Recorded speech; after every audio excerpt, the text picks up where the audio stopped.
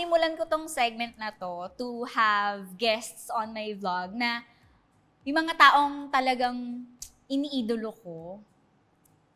Oh. Yes. Kasi syempre bilang artista, syempre gusto ko ring matuto sa kanila. So ngayon, I'm very happy dahil kasama po natin ang nag-iisang, grabe, the very serious, if not the most serious actor sa ating showbiz industry, Mr. Luis Manzano! Ikasa mo dyan. Ang ganda ng intro mo sa akin. Sabi mo kasi, gagandahan mo. Yung intro mo sa akin, parang dinagdagan mo lang ng mga palamuti para sabihin na matanda ako. Hindi! May mga season kang Hindi. sinabi, matagal na yung ginagawa to. Ang punot dulo, matanda na ako. Hindi naman. Pero thank you. Yes! Uy, thank you guys! At My yung gosh. pagbabalik mo sa vlogging, ako I yung, know. thank you. Pero eto na ang revelation. Oh. Nung pinakaunang audition ko kasi was in ABS-CBN for Annalisa. Wow, okay. Yung unang Annalisa. Oo. At nakita ko kayo kumakain sa restaurant. Nagpa-autograph ako sa inyo no? Kasi wala pa akong camera. So, autograph pala. Totoo to? Doon ko kayo unang nakita. I remember. Alam niyo po, yung mga maliliit na bagay niyan, kaya palagi kong sinasabi sa mga artists, and you know this, na you appreciate those people na lumalapit sa'yo. Sabi ko, yung mag-autograph ka, mag-selfie ka, ito yung pwede kong i-share sa mga baguhang artista rin, kahit na ikaw, you've been doing it for quite some time.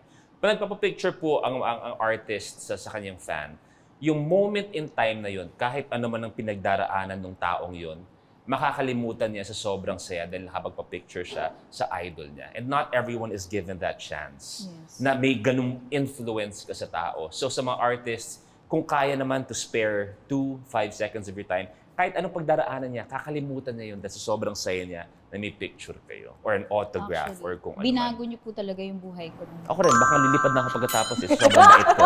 Going back, dito po kasi sa segment na Coffee Talk, syempre gusto kong matuto from fine... Bakit may wet look na?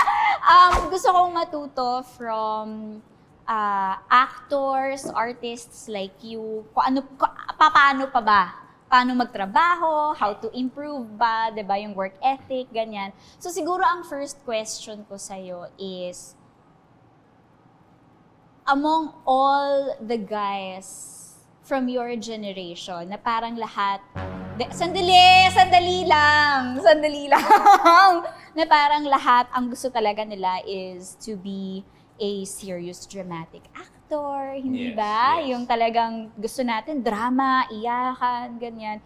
Parang hiniwalay mo yung sarili mo sa kanila. Gumawa ka ng sarili mong branding. Yes. Ikaw lang ang nakakagawa niyan, di ba? Host, tapos ang galing ng comedic timing. Saan galing yung ganong drive na iibahin ko? Sadya ba yun? Or dahil hindi mo lang talaga personality ang pagiging serious, dramatic? Kasi pangit akong umiyak. Seryoso. Nukan akong kapangitan pag umiiyak. Sinubukan akong gawing leading man ng ABS-CBN. Lalong-lalo na si Direk Wendy Ramas. Ang momski ko yan. Na, angel na natin yan sa industriya. Si Momski, ang unang offer niya sa akin was Kampanerang Kuba. Oh, yes! Kasama si Miss Ann Curtis. Yes. So yun, kahit medyo mas comedic pa yun ng konti Pero doon, kumbaga, doon pa lang sabi ko, ang pangit ko nang umiyak. Totoo, kasi di ba may iyak gwapo May mga iyak leading man na yung titingnan ka lang tapos isang Tutulong. bagsak lang. Hindi, yung mami ko mismo, mami ko na to siya yung nagluwal sa akin. Talaga munestra ko pa, di ba? Siya yung nagluwal sa akin, sabi niya, anak, ang pangit mong umiyak. Mami ko to Ito dapat yung kakampi ko all throughout. So to be honest, ako, call a spade ako na parang, ang tawag doon, I'm a much more competent host than I am an actor. And siguro ang pinakamaganda rin is nakikita ko, I had the best influence sa hosting ko, ang daddy ko. And mommy ko was also a host. And isa din sa mga secret kaya mas enjoy ako mag-host is mas madali ang longevity sa hosting. Okay. Kasi ang leading man, maraming variables, especially sa Philippine showbiz culture. Ang leading man po, nagka-girlfriend, iba na kagad tingin ng tao. Kasi tayo, alam mo to, Alam mo to, sa industriya ng showbiz, ang audience, they always bank on availability. Yes. Gusto nila, na i-imagine nila yung sarili nila The fantasy. the fantasy of that Yes. person. O hindi kaya, with their love team. Na silang dalawa talaga. So, if may palitan ka sa equation na yon, minsan ang viewers, ang fans, hirap kumapit. So, ganun yung nangyari sa akin. Yun yung mga nakikita ko hanggang sa, ang host hindi, habang tumatanda ka, you tend to become more credible. So, parang sa akin, it's the longevity. And one more. Tapos seryoso ako, paminsan-minsan lang ako. Oo nga, naiiyak ako. Ito, seryoso to, it's very personal. Ang hosting. That's why I'm so in love with it. Any genre, game show. Nax, big word, genre. Isulat niya yan. Word of the day. Word of the day, genre. Hindi, ang nagsabi nito si Anderson Cooper. Okay, Yata from CNN. Basta parang ito lang yung naalala ko. Sabi niya, when you're hosting, you're given a short amount of time to break down yung walls ng kausap mo. Lahat ng tao, especially in showbiz, may mga harang tayo dyan. May ego, may pride, at lahat-lahat. So when you're a host, you're given a certain amount of time, kahit sino pa yung kausap mo, to make them feel the most comfortable that they can be. And para sa akin, there's something beautiful about conversation, both talking and listening. So kaya ko na talagang doon na ako napunta. And babalikan ko lang, ang pangit ko lang umiyak talaga. I swear, wala talaga akong moment na gano'n, yung bakit mo siya iniwan? Ako to, mahal kita. Tapos yung ganun lang. Tapos yung weekender, di ba, yung mag-zoom in lang. Wala, ako yung talaga.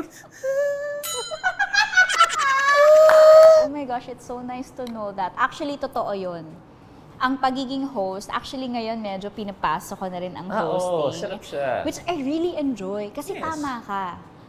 Siguro yung dalawang salita na natutunan ko from you is yung credible and yung personal, which is true. Kasi Yes. katulad ngayon, bilang ako yung host, kasi naka-quote ako, mamaya Oo check naman. upin kita. Kala ko abogado ka nung dumating ka. Pero ang saya niya kasi you get to know your guest. Mhm. Na parang, and you do it for a living. Kumbaga parang nakakapag-open up sa'yo yung mga tao. So parang they trust you that much. Yes. Yung ganun, kaya ang sarap din niya sa feeling. And tama yung longevity. Totoo rin naman, kasi parang ever since you started, na-sustain mo talaga yung career mo na ganun talaga yung branding mo, ganun yung credibility mo. And really, projects really get you because you're Luis Manzano. Yes. Because you have that kind of personality. Thank Especially yung hosting mo, di ba? Thank Iba you. talaga eh. Kanya-kanya lang yan. Kanya-kanyang style lang. Ako, the reason why hindi ako tumatanggap ng mga beauty pageants. Okay. I've been asked countless times Okay. ng mga prestigious beauty pageants. Oh. Pero tinatanggihan ko. Why? Kumbaga, alam ko yung strength ko, alam ko yung weakness ko. Kumbaga, alam ko na mangungulit ako eh. Since I know na Yes. considering yung maraming tao, especially pagdating sa pageants, pag ako nangulit sa contestant, sa candidate, it might not sit well. Yes. Baka may masabi naman talaga ako. Or sabihin nila, grabe naman yung hirit ni Luis, very ungentlemanly, di ba? Yung mga ganun. Kasi kung seryoso ang bagay, alam kong hindi mo ako kukunin. Okay. Oo. Wala naman kukuha sa akin na, Luis, host ka, pero kailangan seryoso ka dito. Siyempre, diba, it's Hindi off-tangent ito- eh. Hindi ganun yan. So, Yeah. I leave it to more competent people. Yung kailangan nyo na medyo may kulitan na beauty pageants. In fact, ang dream ko, totoo to, is yung mag-host ng mga gay beauty pageants. Oh my gosh! Totoo to yung Baragan, Asara, na gay beauty pageants. Totoo po yun. Isa po yun sa dream ko talaga. Oh my God. Yung magkukulitan lang kayo sa Right stage. yun. Totoo, dream ko yun.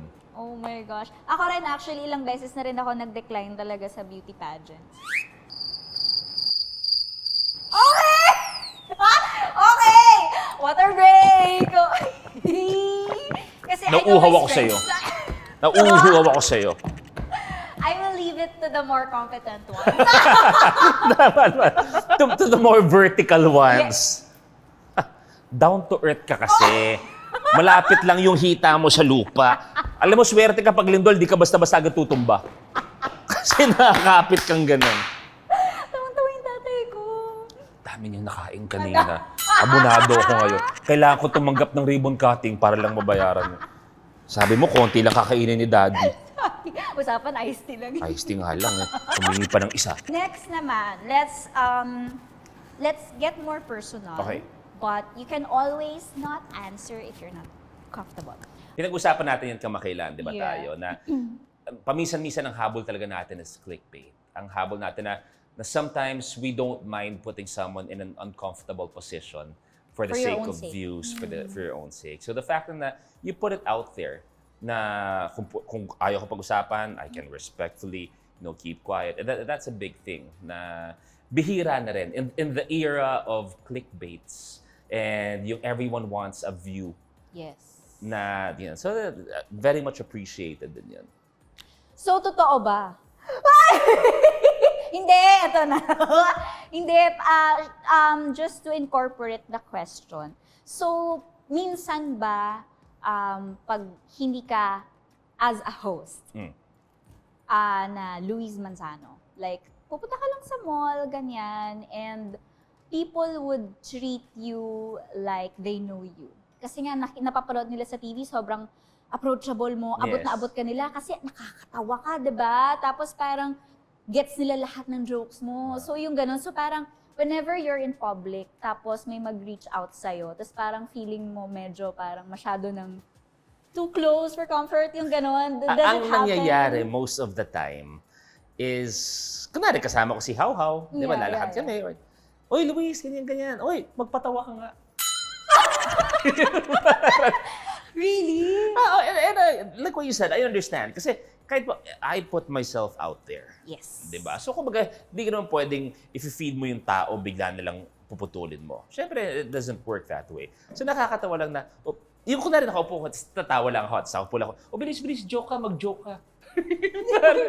So, pasensya na, wala akong baon na. I have my quiet moments. Kasi sa ginagawa natin, I can see with your personality, and it's pretty much the same as mine, that's always outward.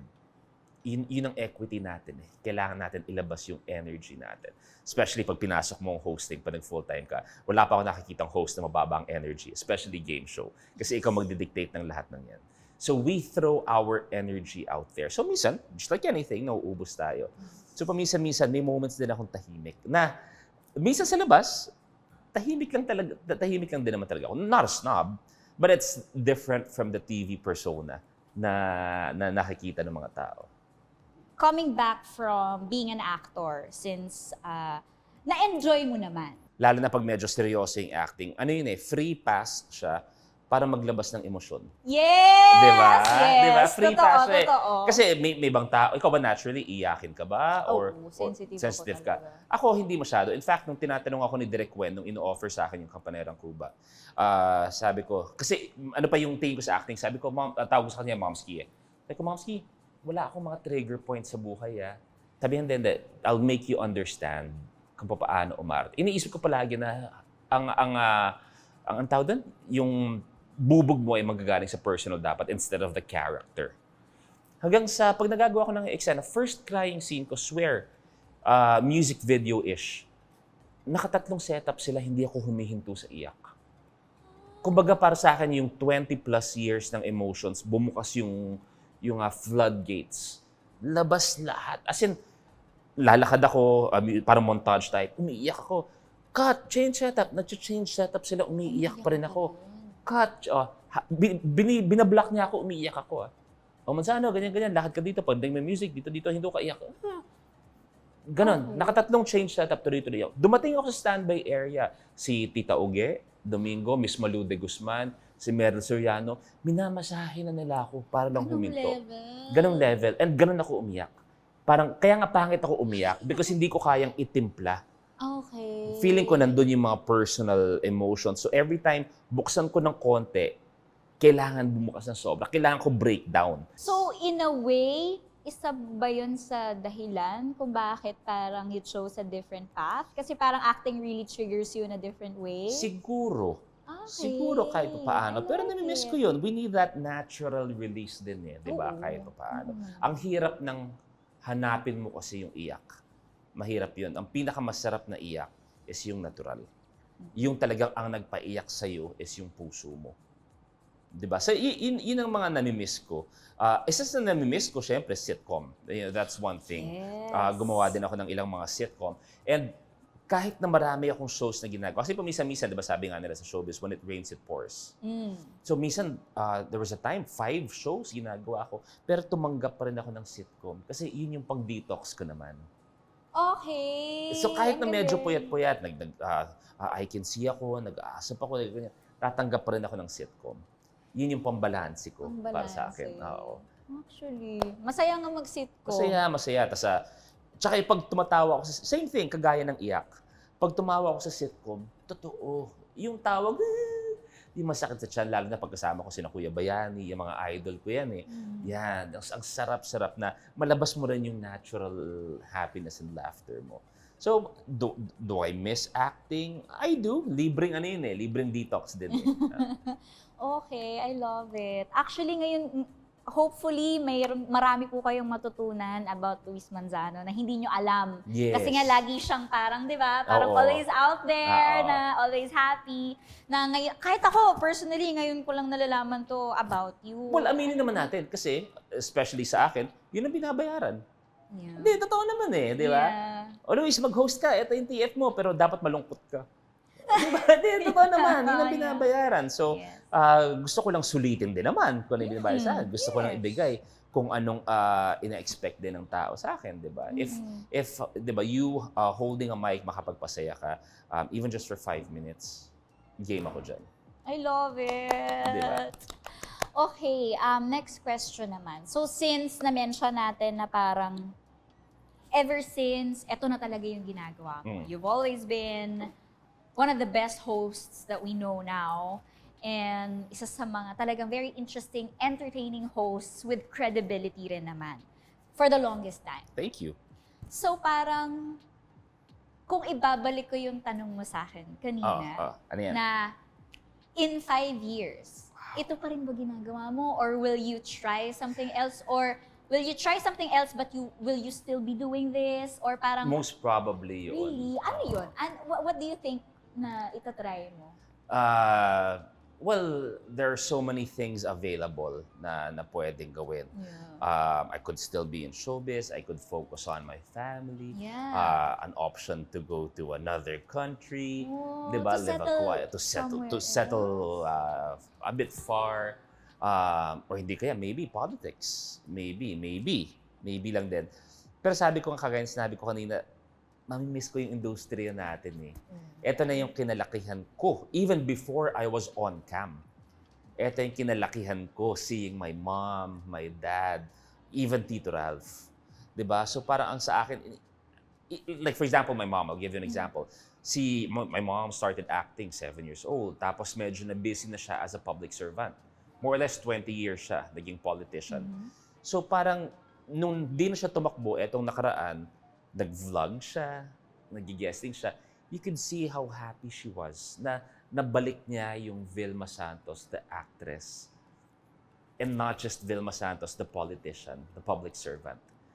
So feeling ko ganun mangyayari sa akin eh. Mamimiss ko yung industriya and the people, the energy. The energy. So maybe I'll be doing something else. Pero hopefully, may puwang pa rin ako sa industriya. Oh, Hopefully. gusto naman yun. Family. How important? Pagdating syempre sa trabaho, sa tagal nyo sa industriya, may nabuo na rin kayong pamilya, Yes. hindi ba? And ano yung parang sa tingin nyo na gusto nyo pang ma-achieve as a family man? Ako, parang sa akin is happy ako sa industriya, happy ako sa lahat na nangyayari, pero nabigyan ako ng pinakabagong purpose dahil kay How How tsaka kay Jessie. Totoo pala, and Daddy, alam niyo po ito, yung, hindi ngayon dahil kasama ko si Mrs., pero yung uwing-uwi ka dahil gusto mo makita yung baby mo, di ba? Totoo po yun. And the smallest things na gawin, as if parang biglang nag-iiba yung mundo mo. Masabi lang niya yung papa, baba, or yung smile sa'yo. And kahit anong pagod mo sa trabaho, marirealize mo na it's worth it. Yung uuwi kang masaya si Mrs., masaya si Peanut, yung parang, ano lang talaga, yung parang, wow. Time slows down pagdating sa pamilya mo. Oo. Totoo. Time slows down, tapos parang ang bilis din kasi parang, shucks, ang Yes. laki na bigla, yung Yeah, gano'n. magugulat ka. In denial pa ako na may ngipin na si Peanut. Oh my Na in denial ako, nakakatayo na siya. Di ba? So it slows down and speeds up at the same time. Perfect yung pagkakasabi mo. Oh, diba? I love it. Last na lang, tinanong ko rin to kay Miss Bea Alonzo. Kung magkakaroon tayo ng project together, ano kaya yun? Uy, ano kaya yun? Uy. Drama?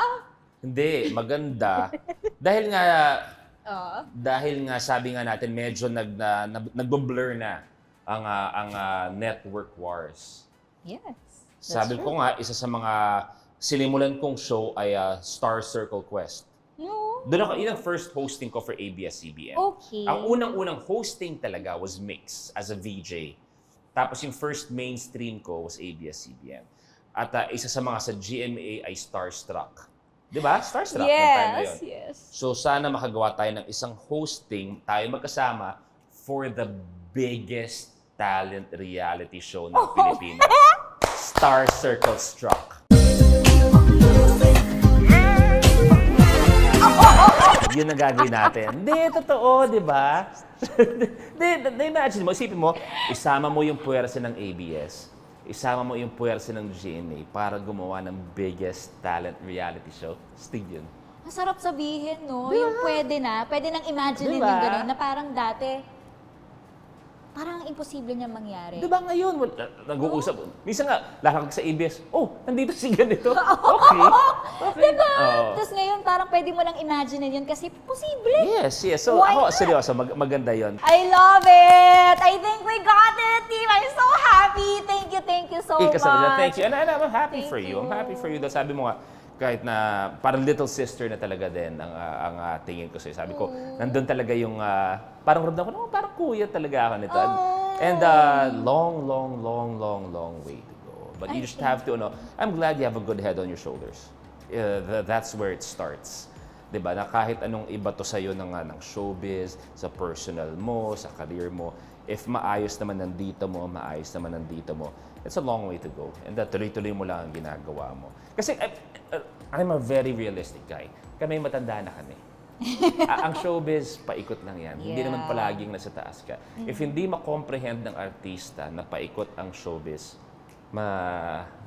Hindi kakayanin. hindi kakayanin. So, inevitable na kayo na talaga yung next generation sa aming mga nagkakaedad na. Ay, grabe. Thank you naman. Ang gandang closing naman nun. Grabe.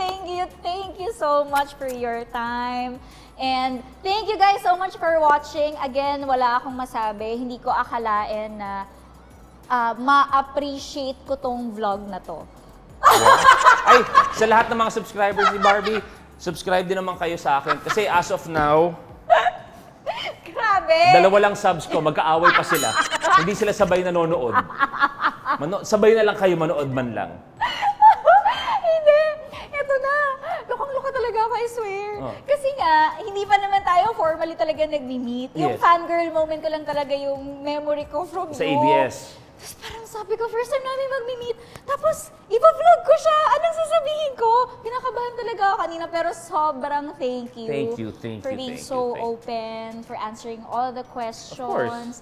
And sobrang fun. Like I said, para kaming magkaibigan for 3 years. Kung paano siya mag-message sa akin, to think na kung hindi man siya ang pinakaunang artistang nagpa-autograph ako. Alam mo yung ganong feeling na parang, shocks, ang surreal. Tapos ngayon, sobrang tropa kami mag-usap na first time lang namin nag-meet. Tapos ngayon, ini-interview ko na siya. So parang, di ba, like what you Oo. said, showbiz talaga, paikot-ikot Maliit ang lang. mundo. Maliit ang mundo talaga. Mas maliit na ngayon! Yes. Yay! So thank you again so much. Thank you. To all my viewers, thank you so much for watching. Don't forget to like and subscribe, and I'll see you on my next video. Bye! Mwah!